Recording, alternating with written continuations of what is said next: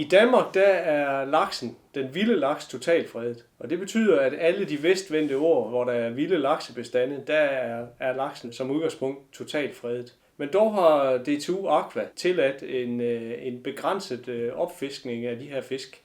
Og derfor har Skjern Å også fået tildelt en kvote. Og for 2018 der gælder kvoten, at vi får lov til at hjemtage i alt 235 laks op til 75 cm og 185 laks over 75 cm. Noget nyt i år i 2018 er, at vi deler den store kvote i to.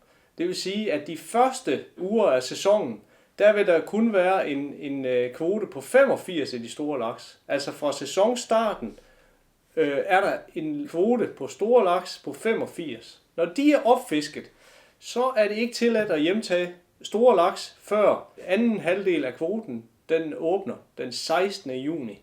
Der vil der så komme tilsvarende 85 store laks, man kan hjemtage igen. Når kvoten er opfisket, så er der kun catch and release tilbage. En anden regel, som der gælder for Skjern Å og alle vestvendte åer, det er, at der er kun én laks max per mand. Det vil sige, at man er så heldig at fange en af de fisk på kvoten, man gerne vil have den med hjem, så må man selvfølgelig ikke slå flere laks ihjel, selvom der er kvote endnu. Så 1 max per mand.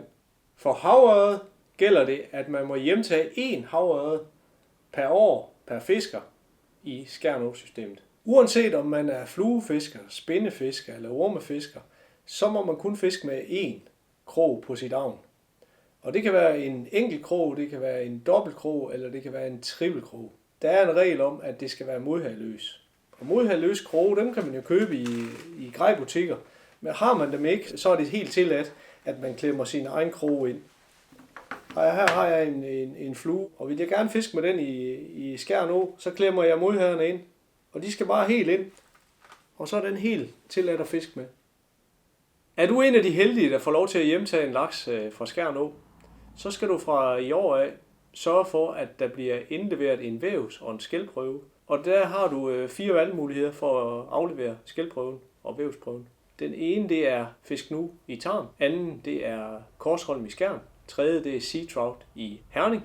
Eller 4, her ved Laksens Hus. Der er der en postkasse ude foran døren, der kan man lægge den i døgnet rundt, så skal jeg sørge for, at den kommer direkte til DTU Aqua. Yderligere så er der jo nogle regler omkring, hvordan vi færdes ved åen.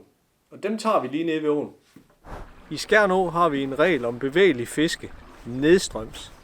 Det betyder, at man som lystfisker tager et kast og bevæger sig 1, 2, 3 skridt nedstrøms, inden man tager et nyt kast. Det betyder ikke, at man ikke må kaste opstrøms. Så når man fisker bevægelig fiske nedstrøms, så må man gerne stadigvæk kaste opstrøms. Uanset om man er orme, spinde eller fluefisker, så er det helt lovligt, at man kaster opstrøms, men man bevæger sig nedstrøms. Og det gør man simpelthen for, at alle har mulighed for at planlægge deres fiskeri. Så når man kommer kørende over på vejen og kan se, her er plads, så ved man, at der er plads nedstrøms.